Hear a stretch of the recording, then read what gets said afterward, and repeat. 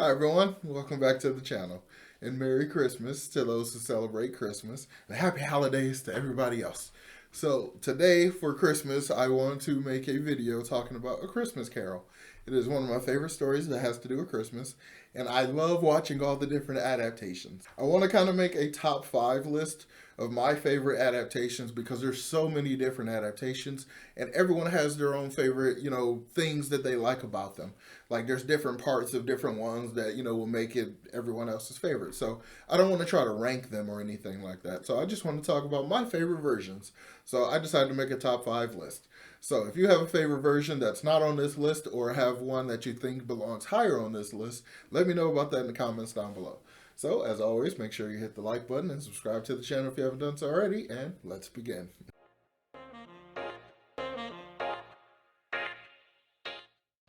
So, let's start off with number 5. Number 5 has to be The Muppets Christmas Carol.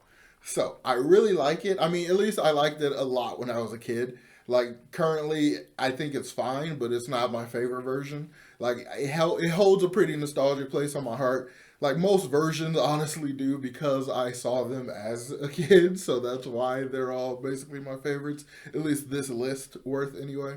In the Muppet Christmas Carol, we have Michael Caine playing Ebenezer Scrooge, and we have all the other Muppets that are basically filling out the cast. So it's a really interesting version in that it's, pretty much no humans in it except for Scrooge himself. And we have basically the premise being set around these Muppets, which are, usually comedic characters. So we have this kind of tone dissonance thing happening where Scrooge himself is supposed to be dark and like kind of mean and a skin flint and like all those different kind of like phrases and stuff and like just a hard ass and like very mean and stingy.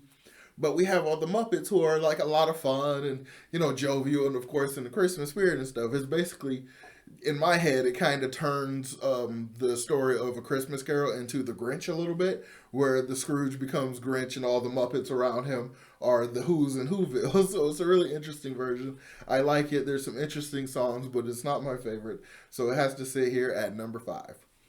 So, number 4. Number 4 has to be the Jetsons. So 2 of these are going to be Hanna-Barbera cartoons. And yeah, don't judge me for it. But number 4 has to be the Jetsons Christmas Carol. It's another one of those kind of parody versions where it's not a direct adaptation. It's just kind of a taking the idea and superimposing it on an existing property. And that is the Jetsons.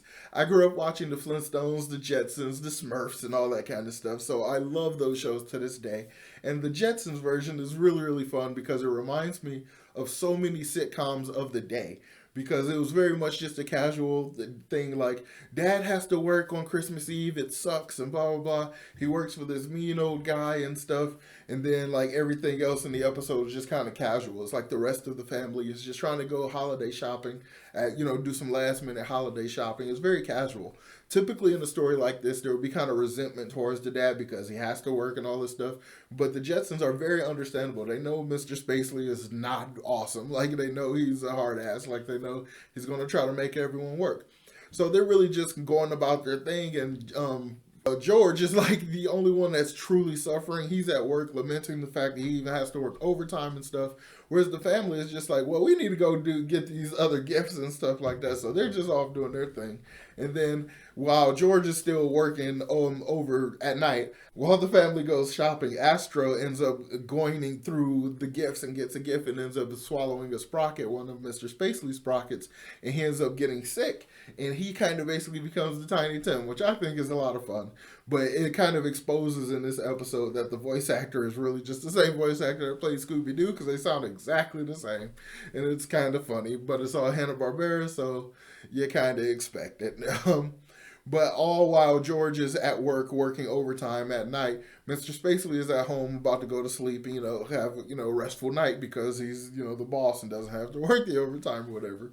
And of course, he's visited by the 3 spirits and we have the play out of the normal story. So it's very kind of off kilter and it's very classic, but it's very typical Jetsons and I really, really enjoy it. So that's why it sits at number 4. So let's go ahead and move on to number 3. Number 3. Number three is an adaptation again. That's kind of a parody in a way. It's a loose adaptation that is taking the main story and superimposing it on something else. So this one I watched on TV many, many years ago with my mom and sister. I think it came on like Lifetime or something because that was my mom's favorite channel at the time. And it was A Diva's Christmas Carol. So A Diva's Christmas Carol is a parody that's basically taking Ebenezer Scrooge and turning him into Ebony Scrooge, who is a pop star diva singer, who in my mind basically I just kind of turn. So the character basically used to be a part of a girl group, and then she decided to go off solo and basically make her success just on herself, and kind of abandon the girls that were in the group with her that started it out and helped start her fame. So I don't know how controversial an opinion this is, but in my head, that's just Beyonce. So I just thought that this movie is basically Beyonce's career, except it kind of, it works differently in that she's getting screwed over by her business manager, Ebony is, and they're taking money from her, and it causes like she's a lot meaner and stuff, and she's basically going through all the classic notes of the Charles Dickens story. But it's just like that has always basically sat in my head because in my head it's really just Beyonce. So yeah, let's go. Let's got to sit at number three. It's enjoyable, but I don't watch it every year. But it's a lot of fun, and it just kind of sticks in my head because of my initial opinion and continued opinion about the entire story itself. So let's go ahead to number two. So number two, this was a hard one. It was going to actually no. It's not really that hard of one. It was the one that I was going to put here was going to be number three, but then I swapped it out. So actually, it'll probably be an honorable mention. Yeah, that's a top of the head random thought. Let's do honorable mentions as well. So let's start. Let's go to number two. Number two has to be a Flintstone Christmas Carol, and I love it. Again, another Hanna-Barbera one. This one I think is a lot more directly adapting the story than the Jetsons version did, but it is again superimposing the story over a slice of life kind of episode of the show. So it's a really, really fun version though. So in the show, the Flintstones are part of the community players, and they're putting on a version of A Christmas Carol, which how Charles Dickens' books would have been written in the Stone Age, and how do you have Christmas before Jesus is born and before even the Greeks has started, or the Romans has started Saturnalia or any of the other proto-solstice holidays. Like, I don't know, but it's Hanna-Barbera and it's Flintstones, and it's just nostalgic goodness, and I love it to death. It is one of my favorite versions ever. So they're essentially putting on the play of Charles Dickens' A Christmas Carol. But of course, Fred, because he's just such a diva, he's literally straight up being a diva because he's playing Scrooge. He thinks he's the shit. He's basically being a Scrooge to everyone in town, and then he ends up basically taking his family for granted, forgetting to go get the gifts and stuff because he's so selfish. So it kind of works as while he's playing the character, he's experiencing the lessons that the character has to learn. So he then learns them himself, and we have a great, nice, heartfelt, nice, warm story, and it's just awesome, and it's very nostalgic. Like most of these on this list are incredibly nostalgic. Actually, all of them are, because I saw them for the first time when I was young, and they just kind of stuck with me. And so let's talk about some honorable mentions. So the first honorable mention has to be A Mickey's Christmas Carol, which I really, really like. It's basically so kind of perfect. Like, again, it's just taking the darker story and imposing it on these lighter characters. But when you have Scrooge McDuck playing Scrooge, like, can you get more perfect than that? The entire character exists as a basic parody of the character. So it's like, duh. And then you have Mickey being Bob Cratchit and everything. It just works out so well. It's so nice, and it's very, very, very quick. Like, even the Jetsons and Flintstones, their pacing is, like, slower than the Mickey's. And it doesn't feel like 23 minutes. Whereas the Mickey's one, it's weird. Mickey's Christmas Carol. It's just saying that the Mickey's is just weird to me. But that one, it just feels so much faster.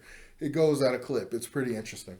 Another honorable mention has to be the 2009 version of A Christmas Carol, starring Jim Carrey. I love Jim Carrey, huge Jim Carrey fan. Grew up in the 90s, so that was when his peak was, 90s to early 2000s and stuff. So I'm a huge fan. Grew up with him. The Mask, the Ace Ventura, all of those, Liar Liar, all that stuff is just awesome. So just in general, it has to be on the list because Jim Carrey.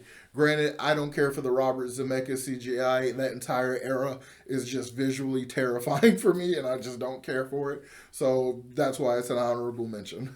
And one more honorable mention has to be I think it was the 98 version, the one with Patrick Stewart, where Patrick Stewart plays Ebenezer Scrooge, and it is a really cool version because Patrick Stewart kind of gets part of the character very well. He kind of gets the stern meanness, the kind of selfishness kind of part of him together, but it's kind of hard to see Patrick Stewart, especially at that time, to see Patrick Stewart as like a sniveling, weak old man like Ebenezer is supposed to look sometimes. So he doesn't play off the whole thing, but it has a great atmosphere in the story, and it kind of, I don't know, to me, it kind of feels like the 90s in this unique way. It kind of the craft is like a really good example of the 90s encapsulated in the movie. And I think the Patrick Stewart Christmas Carol is too, where it's like not as earnest as it could be, but it's not as arrogant as it wants to be. And it's just, there's some like tonal things that just kind of jump out at me about it. So I definitely had to add it as an honorable mention. But let's go ahead and look at number one.